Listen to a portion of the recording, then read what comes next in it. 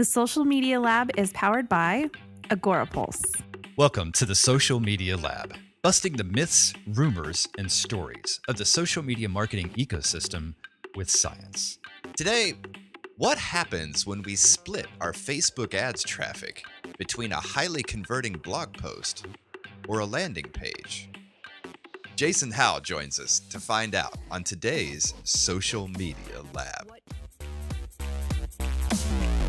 We love blog posts, don't we, Scott? Yeah, that's Richard. That's quite the understatement there. The Agorapulse blog actually gets roughly about 72,000 readers per week, and was named one of the top 10 social media blogs of 2017 by Social Media Examiner. And it's paid off big time in getting Agorapulse free trials and subscriptions. And our success with that blog is actually part of the reason why we started the Social Media Lab, which, by the way, you can go to at agorapulse.com/social media lab.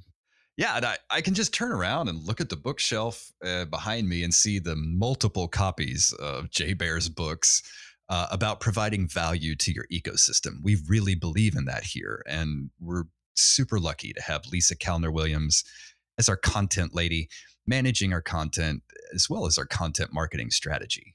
And our content marketing strategy isn't just about adding value, it's also profitable for us at Agorapulse. But why not just step up our game and see if we can convert more content visitors to free trial users? That's Jason Howe. You remember him. Jason's responsible for over 4 million in ad spend and 10 million in sales across 11 industries for major brands across the globe. And he's also our mad scientist running paid ads and experiments for Agorapulse. So our first idea was to experiment with landing pages. And the idea was to replace some of our top performing blog posts with landing pages in our ads. Our hope is that more people would sign up for a free trial as opposed to merely consuming information. So, on one hand, people could click on our Facebook ads to arrive on an informative blog post, as usual, or Or they could click on our Facebook ads and then hop over to a landing page that's built to convince them to try Agorapulse for free. Yes, that's right. So to be clear, landing pages designed to convert users to free trials might help us catch some low-hanging fruit with high returns. So let me give you an example. If using landing pages raises our conversion rates by just 1 percentage point, we will get one more free trial for every 100 visitors.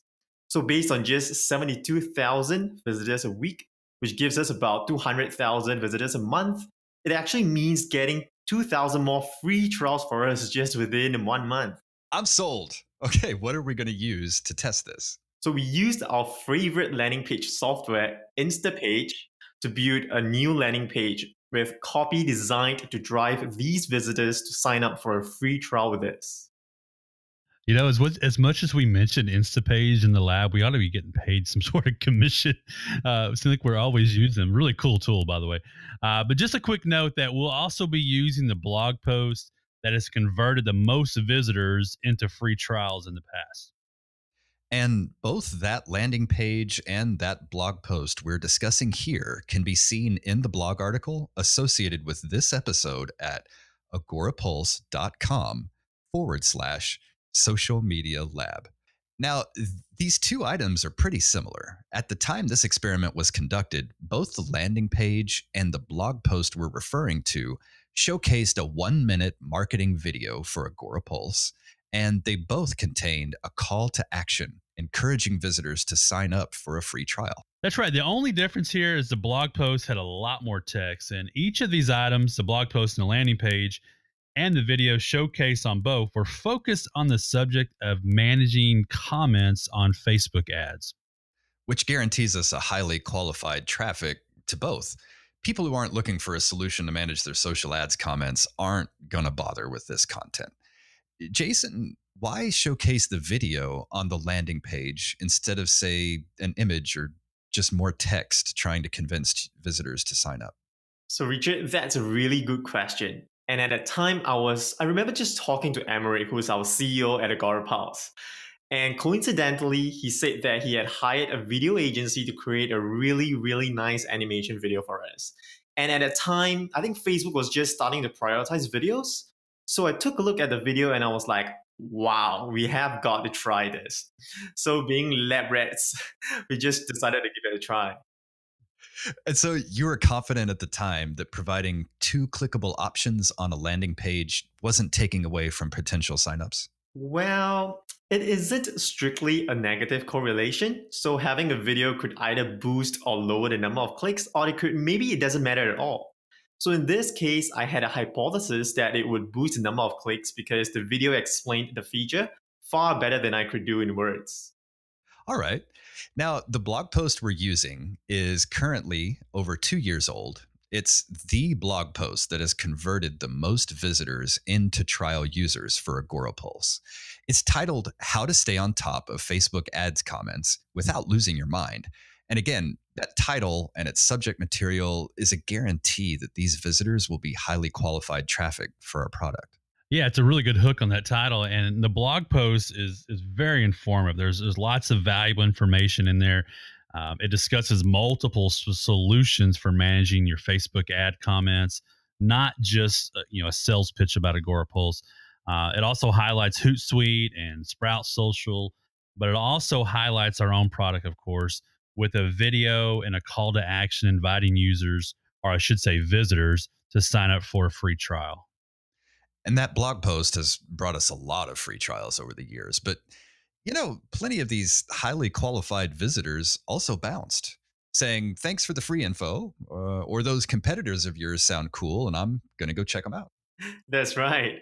In fact, when I first saw the statistics behind that blog post, I was pretty mind blown. I pretty much returned over 200 blog posts in the last 4 years, Wow. and none came, quite to the kind of results we saw with that post. So when we ran this experiment, it was really exciting for me personally. And we are hypothesizing that a simple landing page offering one solution only, which is to use our product, the Agorapulse, would drive more free trials than using that blog post. Okay. How are we going to test this? Okay, so now this might sound a little complicated, so I'm going to break it down step by step. Thank you. First of all, we targeted people between ages of 25 and 44, and that's like our core group of customers. Okay. Next, we targeted people from all over the world who visited Facebook Ads Tools website. And for those of you who are a little bit more advanced, we actually used a custom audience for this.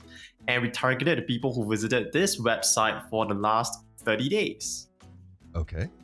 And finally, we excluded those who visited our website in the same time period and all of our Agorapulse users. And the reason for that is because we did not want to target the same people, and we wanted to see if we could bring in a new source of audiences, a new source of traffic into our blog and into our landing page. Makes sense? So this was done to reach out to cold but relevant audiences, especially social media professionals within our target market who do not know that we have a blog. Yeah, and one of the things to keep in mind is we targeted desktop users only because at the time of running the test, we couldn't track our mobile conversions. Now, both the landing page and the blog post focused on a subject that guaranteed qualified traffic.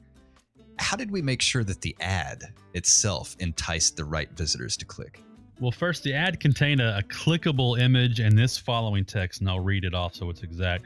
Managing comments on Facebook ads can be a headache.